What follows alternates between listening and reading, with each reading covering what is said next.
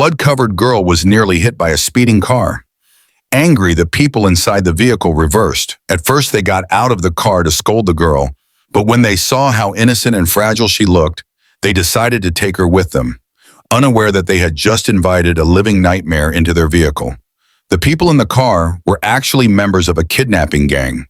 They had already kidnapped another girl named Lisa.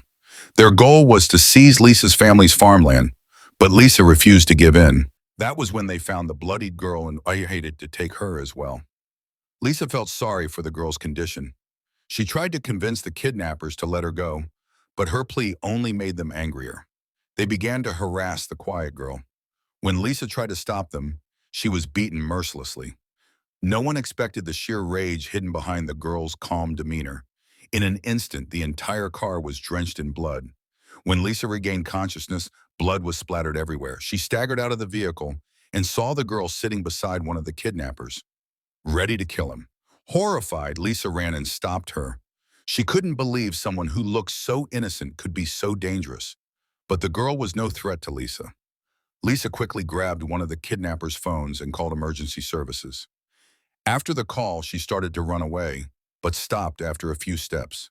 She looked back, seeing the girl who had saved her life, and couldn't bring herself to leave her behind. She lifted the girl and carried her to safety. Then she called her uncle and began preparing to leave. But just then, the girl collapsed. Lisa didn't know who she was, so she was afraid to take her to a hospital. Luckily, her uncle was a veterinarian. The situation was far from ideal, but he did what he could to treat her. The most shocking thing was the state of the girl's body. It was covered in wounds, with tiny fragments of metal embedded in her flesh and her skin torn open. But once the fragments were removed, her wounds began to heal rapidly, on their own.